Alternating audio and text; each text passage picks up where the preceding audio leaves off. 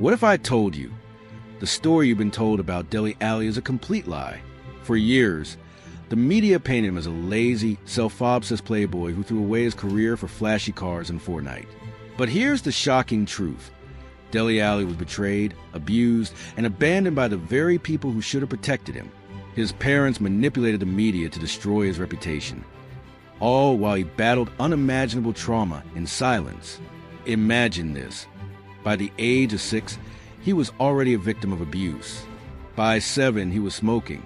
By 8, he was dealing drugs. And by 9, he was sent to Nigeria by his own mother, not for safety, but for so-called discipline. Yet, against all odds, Dele rose to become England's greatest wonder kid since Wayne Rooney, breaking records and dazzling scouts from Bayern Munich to Real Madrid. But that's not even the most unbelievable part. How did a kid who was hung off a bridge as a child and left to fend for himself on the streets become a football superstar? And why did it all fall apart? Stick around, because today, for the first time ever, I'm revealing the real story of Dele Alli, a story of survival, betrayal, and redemption.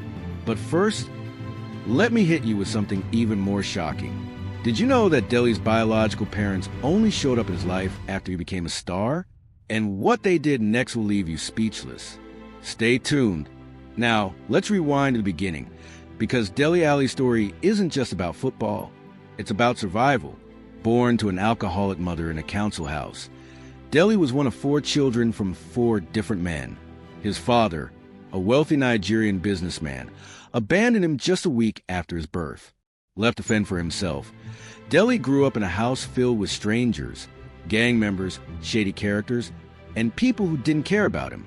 At just 6 years old, he was sexually abused by one of his mother's friends. Can you imagine the trauma? By 7, he was smoking. By 8, he was dealing drugs on the streets. And by 9, his mother sent him to Nigeria, not to protect him, but to teach him discipline. But here's the twist. While in Nigeria, Dele lived in a 10-bedroom mansion, attended a prestigious private school, and was waited on by 3 maids. Sounds like a dream, right? Wrong. Dele described it as horrible, a stark contrast to the chaos he left behind. And when he returned to England, things only got worse. He was hung off a bridge by a gang, left dangling, terrified for his life. But then, something incredible happened. At 11, he joined the academy of his local club, MK Dons. And within a year, he was breaking sprint records, outrunning everyone, and catching the attention of social services. That's when a teammate's family stepped in. They saw his pain, his potential, and took him in as one of their own. For the first time, Dele felt what it was like to be loved. But even then, he couldn't shake the fear of being abandoned again. He became obsessed with being the perfect kid, the best player, the hardest worker, the one who never caused trouble.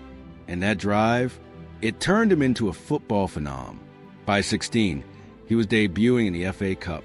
By 18, he was scoring screamers and drawing comparisons to Steven Gerrard. But behind the scenes, the scars of his past were still there, haunting him. And when his biological parents reappeared in his life, it wasn't to support him. It was to exploit him. They manipulated the media, painted him as the villain, and tried to force their way back into his life.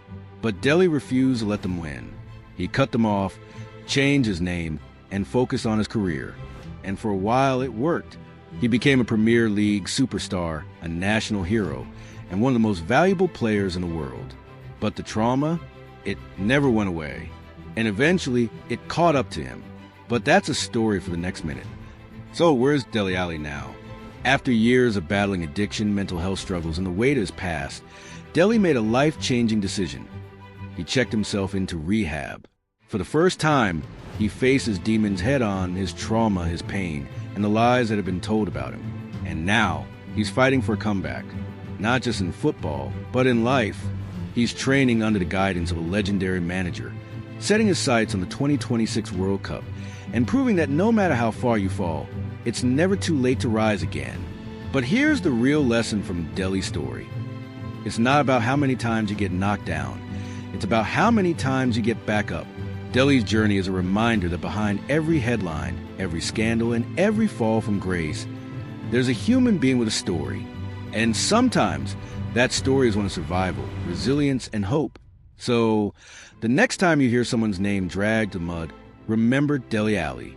Remember that the truth is often deeper than it seems. And most importantly, remember that no matter how dark the past, the future is always worth fighting for. If Dele can do it, so can you. Thank you for listening to his story. And remember, this isn't the end. It's just the beginning.